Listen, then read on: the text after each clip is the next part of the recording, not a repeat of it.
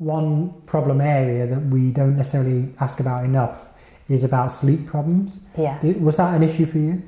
That wasn't an issue at all until I had my operation. After I'd had the operation, it was absolutely horrendous. Really? There were several months when I just could not sleep at all. I was really, really tired, but I'd go to bed and forget it. I'd be up drinking pineapple juice in the middle of the night, things like that. I just had this thing about pineapple juice. And it had to be proper pressed pineapple juice, and I had to be there swigging down every single night. Otherwise, I just could not sleep.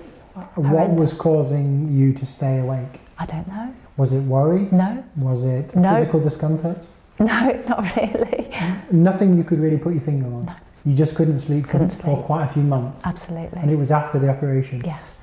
And how many hours would you sleep? If somebody had a stopwatch, Yeah. and by the way, nowadays you can monitor it with your smartphone. You can literally put it in the bed, Oh, that's clever. and it senses when you're awake. Yeah. It's clever, a free app. How many hours, if you were estimating? One or two max. Really?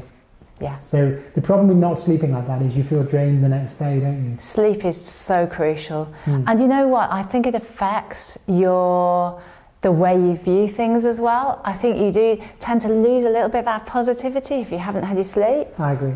Definitely. I think a lot of people really don't focus on sleep enough. I think if you're having rough times, you can go into depression and all sorts of things, can't Definitely. you? So we don't know what caused it. Do we know what corrected it? Again, I don't really know. So it just I still don't sleep as well as I used to, but it is getting a little bit better. Do you think having a sleep, if you're not sleeping at night, do you think sleeping in the daytime, like a siesta, is that generally a good thing because you can catch up a little bit, or does it just make the situation worse? I think it makes the situation worse, to be fair. I mean, I'm used to working shifts, so I'm used to sleeping during the day, and I don't have a problem with that. But I think I read this book on sleep hygiene, and he was saying, you must sort of go to bed at a set time, and you must set your alarm to wake up at a set time, and then your body eventually gets into this sort of way of being. And did that work?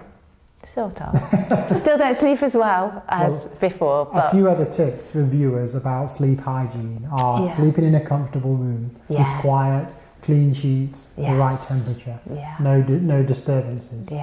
Going to bed when you're tired rather than going to bed awake and lying there. Using the bedroom mainly for sleep rather than, let's say, watching TV. And not avoiding stimulation like caffeinated drinks or anything that will keep you awake close on.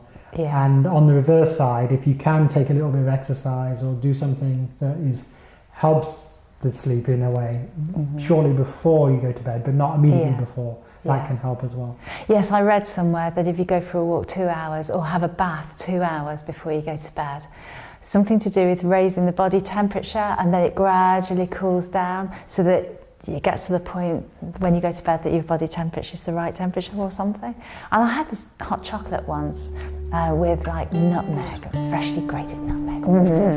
Delicious. And I went straight away. Well, there you go. There's another tip, which is not a non-caffeinated drink, which can help relax you.